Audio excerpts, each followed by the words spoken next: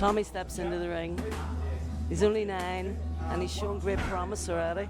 The trainer said what he likes about him is he listens, because he's not a talker, he does listen. And that's what they're doing now, he's learning. So when he does start sparring, he'll know what he's doing.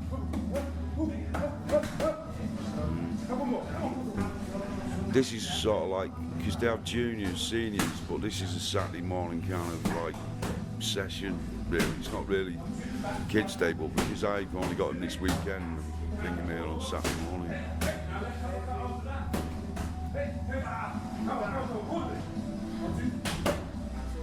Did you box when you were a kid? I tried it, but I didn't have discipline, to be honest. I was too old, I was smoking, fucking blah, blah, blah, you know, I didn't have that fucking... Started getting in a lot of trouble, so, you know what I mean? I didn't have that fucking discipline, no parental guidance, more than anything.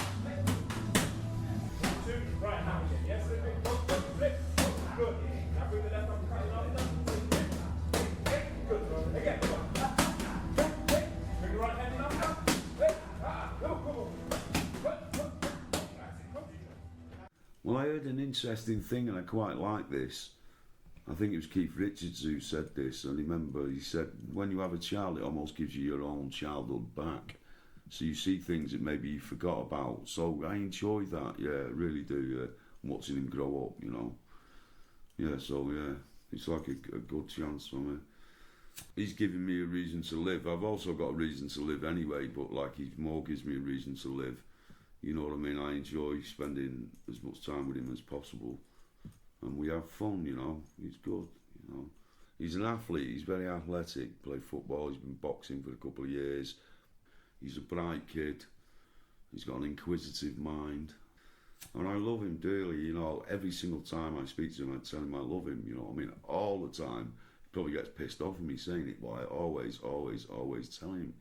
I want to make him confident, I want to make him feel secure. He gets that from his mother and whoever, but when he's around me, I'm very, I love him, yeah. As he said, there's 5 Tommies in my family. My great-grandfather, my grandfather, my father. I'm the 4th one, and my boy's the 5th one. So. What sort of father are you compared to the father that you had? My father was a very loving man, really. You know what I mean? He in my formative years, he was an alcoholic, and he was crazy and wild, but deep down he was a good man, you know what I mean? And he did his best by me. I could sit here and criticise a million things. One of the things he used to say to me, you're always good at bringing the past up, son. Which maybe I was at the time, always, when he'd sobered up and he was dead clean, and now and then I'd come out with. But he was a good man and he loved me, and I loved the ground my son walks on, 100%.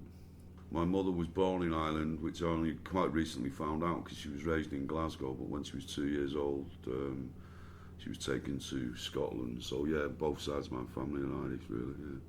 Although I'm born in England, but I'm, still got the... Warrington, you're from Warrington? Yeah, but we didn't spend all my childhood there. We moved around a lot. We lived in a caravan for 5 years in a place called Calshot, just outside Southampton. My father was working on a refinery down there, and we moved around. I went to 10 different schools. I was born in Warrington, yeah, that's where I was born, but my family were Irish, Scottish, and I grew up around them with that same sense of humour, really, as you know what I mean. I was actually an altar boy. I'm not even an altar boy. I'm a Church of England president, but I ended up in a Catholic convent, and they made me an altar boy. Because what happened, my mother lost the house. She couldn't keep up the rent payments. My father was in the Merchant Navy, so we lost the house. We ended up in the convent, taken into care. 1 minute I've been outside playing, not got a clue what's going on. Next thing I've come home and there's 2 people there taking us in a car to Liverpool, and no real explanation of anything. Next thing, we turned up in this huge old-fashioned fucking convent, and we just plonked in there. I cried for 3 days. I mean, I was 7 or 8, you know what I mean? But I did.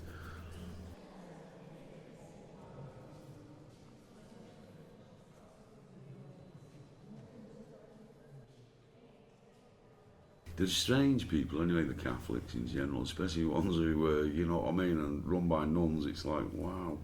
I mean, I got some beatings off them, you know what I mean? I did literally get some proper beatings off them. But, yeah, but I'm not looking back on that in sadness. It was character building, but at the time when it happened, it was quite devastating. Like, one minute we're here now, and the next thing I'm fucking sat in a convent. And all these people, I didn't know what a nun was. No mummy's kisses and no daddy's smiles. It always makes me laugh when I hear that, because that's how I felt, you know what I mean? It was a bit strange, them nuns, especially in the 60s, you know what I mean? Is that what they used to say? No, that's how I tried to paint the picture of it, you know what I mean? It was weird, yeah. Hey, but my mother's a wild Glaswegian. Well, as I said, she was born in Ireland but raised in Glasgow in the 30s and grew up in a convent herself, so she was a bit mad anyway. They said, your father's coming and you're getting out of here. And I remember he turned up late and we was waiting hours and hours and hours in this sort of like hallway. My sister, there was like a long winding staircase and she's running down it going, daddy, daddy, daddy, you know, because we both fucking made up to be getting out of there, you know what I mean? Yeah. How long were you in total in the home together, you and your sister? I think about a year and a half. And it wasn't a home, it was a convent, which is a big difference. I've been in children's homes, which are all very nice, but convent's slightly different. It's like a big mansion. I started getting in trouble. I was in a couple of Borstal detention centres. I ended up doing sort of like 7 custodial sentences before I was 21.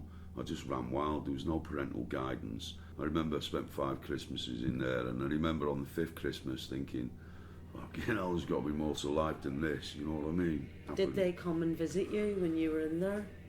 My father did, and I think my mother came once drunk, and I wish she hadn't have come, you know what I mean? 'Cause it was quite embarrassing, you know what I mean, on a visit, and they fucking turn up pissed, you know what I mean? So I was a bit cringing about that one.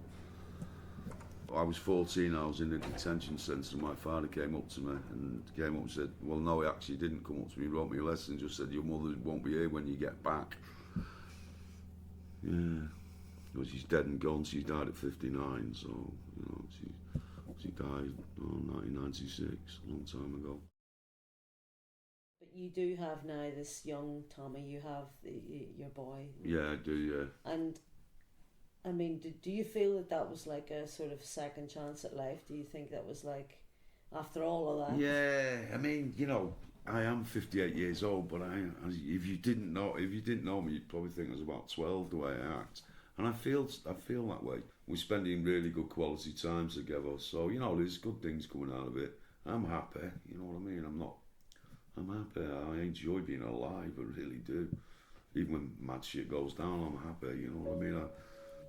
Do you think maybe it's because you've been incarcerated and had your freedom taken away that now you're appreciating life more? Maybe, yeah.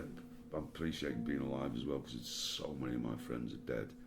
Most of my real good close friends that I've made through life are all dead, all of them. Drink, drugs, car crashes, life, fucking catching up with your things happened, and that's why I said I can't believe I'm still here. What's in the future, immediate future for you and Tommy? Well, at the end of the day, he's going to do well for himself.